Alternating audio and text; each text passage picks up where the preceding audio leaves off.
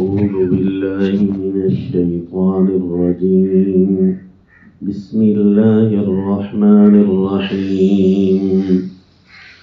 أتى أمر الله فلا تستعجلوه سبحانه وتعالى عما يشركون. ينزل الملائكة بالروح من أمره على من يشاء من عباده أن أنذروا أنه لا إله إلا أنا فاتقون. وصلی اللہ علی النبی الکریم. سورۃ النحل. اس سورت کا تعارف یہ ہے کہ مشرکین جب عذاب میں ضد اور عناد میں آ کر جلدی کرتے کہ ہم نہیں مانتے، لے آؤ، ہم اپنی اسی حالت پر رہیں گے، نعوذ باللہ، تو اللہ کریم اس صورت میں وسیع دلائل دے کر انہیں سمجھاتے ہیں. کل کوئی یہ نہ کہہ سکے گا کہ ہمیں اللہ کے غلبے کا پتہ نہیں تھا، اللہ کی طاقت کا پتہ نہیں تھا، اللہ یوں بھی کر سکتے ہیں، نعوذ باللہ. پھر اللہ کریم نے اپنی طاقت کے کرشمے دکھائے اس صورت میں. فرمایا اتا امر اللہ، اللہ کا امر تو آ پہنچا ہے. یہ بھی تو اللہ کا امر ہے کہ اللہ کریم نے تمہیں کتاب اللہ کی صورت میں اپنا پیغام بھیجا. یہ اللہ کی طاقت نہیں ہے کیا؟ جب اللہ کا امر آ جائے تو اس وقت کوئی ایک بھی امر ہو تو اسے دیکھ لینا چاہیے. اللہ کے کاموں کو چیلنج نہیں کرنا چاہیے کہ اللہ یہ کر سکتا ہے تو یہ کر دے، نعوذ باللہ. فلا تستعجلوا، لہذا اللہ تعالیٰ سے کچھ بھی جلدی نہ مانگو. سبحانہ، وہ اللہ شریکوں سے پاک ہے، اسے دوسروں جیسا نہ سمجھنا. وتعالی عما یشرکون، اور جو شریک تم نے بنا رکھے اللہ ان سے بہت بلند ہے. تم ایسا سمجھتے ہو اللہ کو جیسے ایک دوسرے کو تم نے دیکھا ہے، اور اللہ تعالیٰ کے سامنے ایسی ضد کرتے ہو جس طرح ایک دوسرے کے سامنے کرتے ہو. سوچو، ينزل الملائکۃ بالروح من امرہ علی من یشاء من عبادہ، کہ اللہ نے فرشتوں کو نازل کیا مسئلہ توحید دے کر، ایک روح دے کر، جس روح نے انسانیت کے اندر جا کر ان کی حقیقی انسانیت کو زندہ کر دینا ہے. وہ اللہ تعالیٰ کے پیغام ہیں. زمین پر جو اللہ کے احکام لے کر چل رہا ہوتا ہے اس کی مثال زندہ کی طرح ہوتی ہے، کیونکہ اس کے اندر حقیقی روح موجود ہوتی ہے. اور جو اللہ کے احکام سے عاری چل رہے ہوتے ہیں وہ اول تو جانوروں کی طرح لگتے ہیں، دوسرا ان کا خوبصورت دماغ ہونے کے باوجود اس ڈیوائس کو اور اس آلے کو استعمال ہی نہیں کر رہے ہوتے، تو ان کی حالت یوں لگ رہی ہوتی ہے جیسے مردہ ہیں. مردہ نے بھی کبھی بھی اپنے دماغ کو استعمال نہیں کیا، جانوروں کی طرح جہاں جو منہ آیا وہیں لگا دیا، جو چیز نظر آئی اسی پر گر پڑا.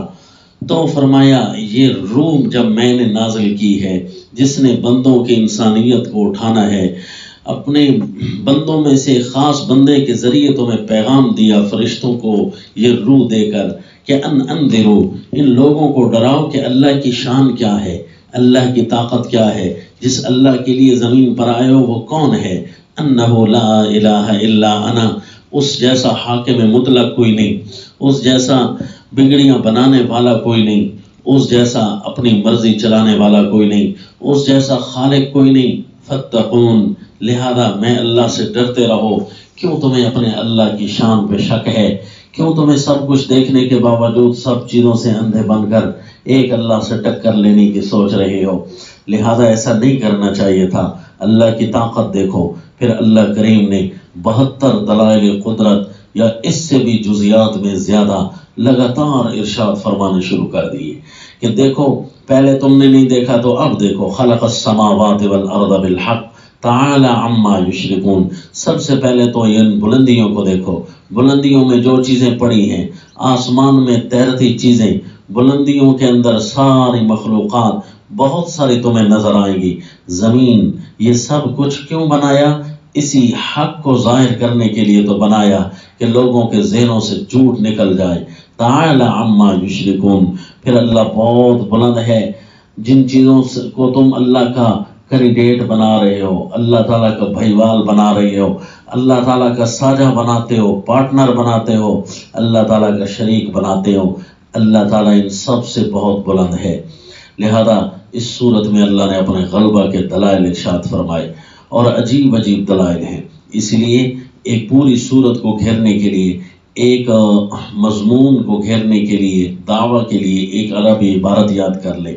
وہ عربی عبارت یوں ہے: اتا امر اللہ الغالب علی الاعیان والاکوان، اتا امر اللہ الغالب علی الاعیان والاکوان، کہ آ چکا ہے اللہ کا امر غالب علی الاعیان والاکوان، جو کچھ تمہیں نظر آ رہا ہے، یہ جتنے جہان تمہاری نظروں سے اوجھل ہیں، سب کچھ پر اللہ کا امر غالب چل رہا ہے۔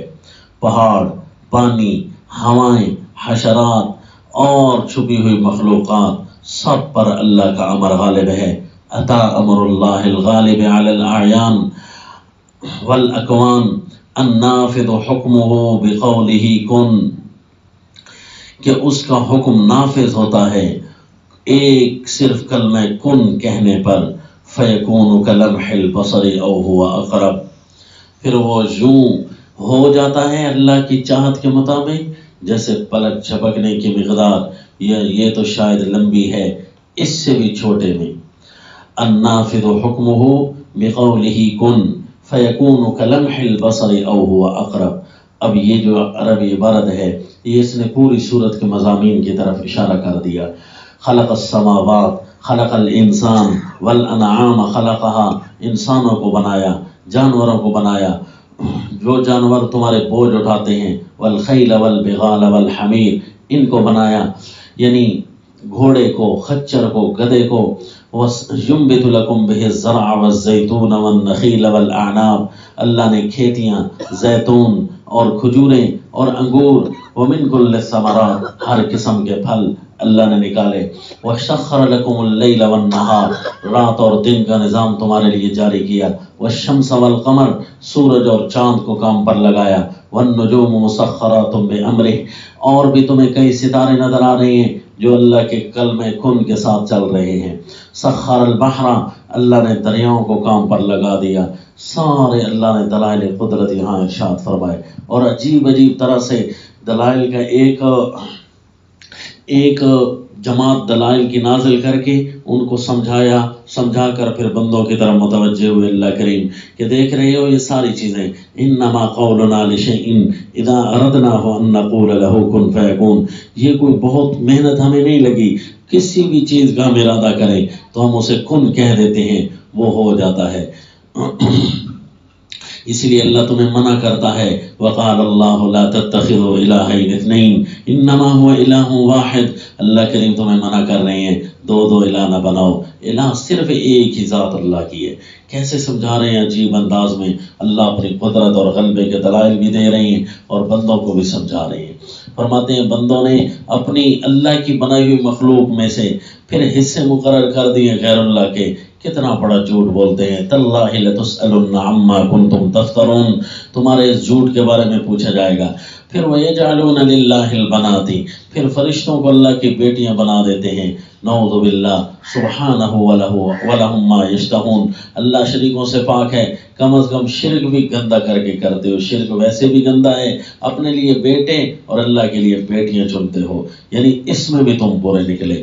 وَإِنَّ لَكُمْ فِي الْأَنْعَامِ لَعِبْرَةً، پھر اللہ نے دلائل دینے شروع کر دیے کہ دیکھو جانوروں کو ہی دیکھ لیتے تمہیں اس میں عبرت حاصل ہو جاتی، اللہ کی قدرت اور غلبے کے دلائل تمہیں نظر آتے۔ نسقیکم مما فی بطونہ من بین فرث ودم لبنا خالصا سائغا للشاربین، اللہ نے تمہیں ان جانوروں کے پیٹوں سے جو کچھ تمہارے لیے نہریں جاری کر دی ہیں، خون اور گوبر کے درمیان سے لبنا خالصا، خالص دودھ اللہ نے دے دیا۔ وَأَوْحَىٰ رَبُّكَ إِلَى النَّحْلِ أَنِ اتَّخِذِي مِنَ الْجِبَالِ بُيُوتًا وَمِنَ الشَّجَرِ وَمِمَّا يَعْرِشُونَ، پھر اللہ نے شہد کی مکھی کو سمجھایا کہ کہاں کیسے گھر بنانے ہیں، بلند بلند جگہوں پر، درختوں پر، پہاڑوں پر اور عرش و چھتوں پر۔ ثُمَّ كُلِي مِن كُلِّ الثَّمَرَاتِ فَاسْلُكِي سُبُلَ رَبِّكِ ذُلُلًا، پھر اللہ کے دیے ہوئے ہر پھل میں سے کھا اور اللہ کے بتائے ہوئے راستوں پر چل۔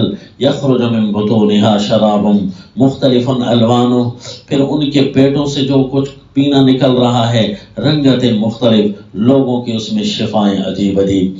یہ دیکھو اللہ کریم نے تمہارے لیے کتنا کچھ نظام بنایا. فلا تضربوا للہ الامثال. اب اللہ کے لیے مثالیں نہ بیان کیا کرو. ان اللہ یعلم وانتم لا تعلمون. اللہ کو پتہ ہے تم اللہ کی قدر نہیں جان رہے. واللہ اخرجکم من بطون امہاتکم لا تعلمون شیئا. خود اپنے آپ کو دیکھ لو، ماؤں کے پیٹوں سے نکلے تمہیں کچھ بھی نہیں پتا تھا. وجعل لکم السمع والابصار والافئدہ. اللہ نے تمہارے لیے سننے کی طاقت رکھی، دیکھنے کی طاقت رکھی، دل رکھے. یہ سب کچھ کیا ہے؟ یہ تم سے پوچھ ہونی ہے.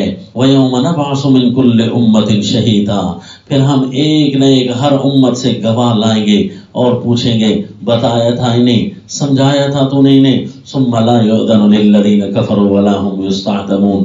پھر کافروں سے کوئی صلح نہیں ہوگی کیونکہ انہیں سب کچھ بتایا جا رہا ہے. ان اللہ یأمر بالعدل. پھر اللہ نے یہ سارے غلبے اپنے پاس رکھ کر ناجائز تو تمہیں کوئی حکم نہیں دیا نا.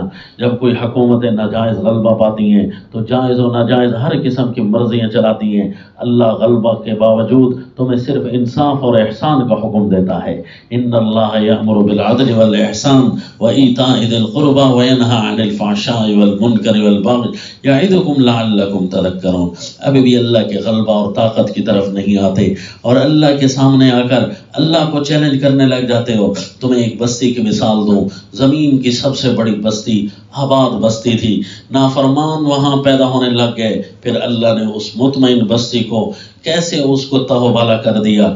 اس کے اوپر ہونے والے برکات ان لوگوں سے سمیٹ لی. وہ سب سے بڑی بستی مکہ کی بستی تھی. ضرب اللہ مثلا قریۃ کانت آمنہ.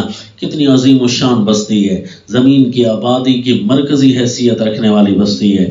انبیاء اولیاء وہاں پیدا ہوئے. لیکن جب مشرکین مکہ یہاں غلبہ پاتے ہیں کیا کرتے ہیں؟ فکفرت بانعم اللہ. حالانکہ مطمئن بستی تھی. کانت آمنۃ مطمئنہ یأتیہا رزقہا رغدا من کل مکان. یہ وہ بستی ہے پہاڑوں میں گری لیکن اس کے پاس رزق اتنا تھا کہ زمین کے کسی ٹکڑے پر ایسا رزق نہیں تھا. فکفرت بانعم اللہ. یہاں کے باسیوں نے اللہ کے نبی کے ساتھ ظلم کرنے شروع کیے، صحابہ کے ساتھ ظلم کرنے شروع کیے، اللہ کی دی ہوئی نعمتوں کا کفران کرنا شروع کر دیا. فَأَذَاقَهَا اللَّهُ لِبَاسَ الْجُوعِ وَالْخَوْفِ. اس ناشکری کی سزا یہ ملی، اللہ نے بھوک اور خوف ان پر طاری کر دیا. مشرکین مکہ کو عزتوں کو خاک میں ملا دیا. وَلَقَدْ جَاءَهُمْ رَسُولٌ مِّنْهُمْ. انہی میں سے حالانکہ ایک نبی بھی آ گئے تھے. کچھ جو کم تھا وہ یہی تھا کہ سب کچھ ہونے کے باوجود یہاں نبی نہیں. پھر اللہ نے نبی بھی بھیجا، یہ نعمت بھی پوری کر دی. اب تو چاہیے یہ تھا خوشیوں میں یہ اڑ دے، لیکن فَكَذَّبُوهُ. اپنے نبی کو جھٹلایا. فَأَخَذَهُمُ الْعَذَابُ وَهُمْ ظَالِمُونَ. پھر عذاب نے ان کو ان کے ظلم سمیت پکڑ لیا. دیکھو میرے پیغمبر، ادعو الی سبیل ربک بالحکمت والموعظۃ الحسنہ. آپ ان کو حکمت اور خوبصورت واضحوں کے ذریعے بلاتے رہیں. وجادلہم باللتی ہی احسن. اگر جھگڑیں تو جھگڑنے کا طریقہ بھی آپ عمدہ رکھیں، یعنی دلائل والا. ان ربک هو اعلم بمن ضل عن سبیلہ وهو اعلم بالمہتدین. اللہ کو تو خوب پتہ ہے گمراہ کون ہے، ہدایت یافتہ کون ہے. مشن پر ڈٹ کر رہے، چاہے کچھ بھی کرتے رہیں. وَاصْبِرْ وَمَا صَبْرُكَ إِلَّا بِاللَّهِ. پھر دیکھ لی اللہ کی طاقت آپ نے اس صورت میں. پھر ان اللہ مع الذین اتقوا والذین هم محسنون. اللہ انہی کے ساتھ ہیں جو اللہ سے ڈر کر رہتے ہیں، جو دل سے نیکیاں کرتے ہیں، اللہ کے غلبہ اور طاقت کو مانتے ہیں. پھر اللہ تعالیٰ ان عذاب مانگنے والوں کو اپنی طاقت دکھا کر پھر اللہ نے کچھ عذاب کے رنگ بھی دکھائے ہیں مکہ کی بستی پر کہ دیکھو نبی کو تم نے نکالا یہاں سے، کیا حشر ہو رہا ہے تمہارا. پھر اسی طرح اللہ تمہیں پکڑ بھی سکتے ہیں. اتا امر اللہ الغالب علی الاعیان والاکوان النافذ حکمہ بقولہ کن فیکون کلمح البصر وهو اقرب. یہ سورت کا دعویٰ رہا. اس ساری سورت سے کیا نظر آتا ہے؟ اس ساری سورت سے مختصر تعارف نظر آتا ہے الغلبۃ الالہیہ. جس طرح پچھلی صورت میں التذکیرات الالہیہ اللہ نے نصیحتیں فرمائیں، نصیحتوں کا حق تو یہ تھا کہ آپ مان جاتے، لیکن یہ اللہ کو چیلنج کرنے لگ گئے. فرمایا الغلبۃ الالہیہ، اللہ تعالیٰ کے غلبے کو چیلنج نہ کرنا ورنہ اللہ کا عذاب آ جائے گا. وما علینا الا البلاغ.